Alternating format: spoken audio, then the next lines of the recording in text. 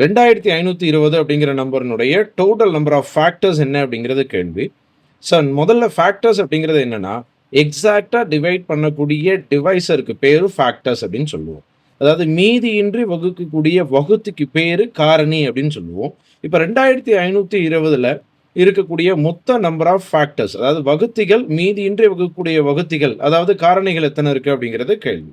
2520ங்கிற நம்பரை நம்ம பகா காரணிகளாக பிரிக்கும் பொழுது அதனுடைய பவர்ஸில் என்ன நம்பர் இருக்கோ அது கூட ஒன்றை ஆட் பண்ணி எல்லா பவர்ஸையும் மல்டிபிள் பண்ணும்பொழுது நமக்கு கிடைக்கக்கூடியது டோட்டல் நம்பர் ஆஃப் ஃபேக்டர்ஸாக இருக்குங்க.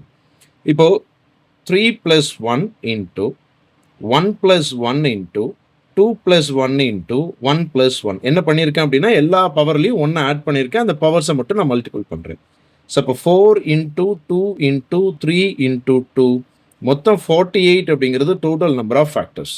இப்போது 2520 மீதியின்றி வகுக்கக்கூடிய வகுத்திகள் எத்தனை இருக்குது அப்படின்னா 48 நம்பர் இருக்குது. ஒவ்வொரு நம்பரை நம்ம செக் பண்ணி பார்த்து இதை கண்டுபிடிக்கிறதுங்கிறது கொஞ்சம் டிஃபிகல்ட்டான ஒரு விஷயம்.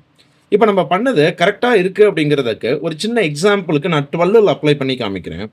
12 அப்படிங்கிற நம்பரை எந்த நம்பராலாம் டிவைட் பண்ண முடியும்? 1ஆல் 2ஆல் 3 4 6 12. அப்போ மொத்தம் 6 காரணிகள் இருக்கா? இந்த 6 காரணிகளை எப்படி பகா காரணிப்படுத்தும் பொழுது கண்டுபிடிக்கிறது அப்படின்னா 12 அப்படிங்கிற நம்பரை 2 ஸ்கொயர் இன்ட்டு 3ன்னு எழுதலாமா? அப்போது பவரில் இருக்கக்கூடிய 2 கூட 1 ஆட் பண்ணால் 3, இங்கே பவரில் 1 இருக்குது, அது கூட 1 ஆட் பண்ணோம் அப்படின்னா 2, 3 இன்ட்டு 2 தான் 6, இதுதான் அந்த எண்ணிக்கை. கிளியர்? ஸோ உங்களுடைய ப்ராக்டிஸ்க்காக 2056 அப்படிங்கிற நம்பர்னுடைய மொத்த காரணிகள் என்ன அப்படிங்கிறத கமெண்ட்டில் சொல்லுங்கள். தேங்க்யூ.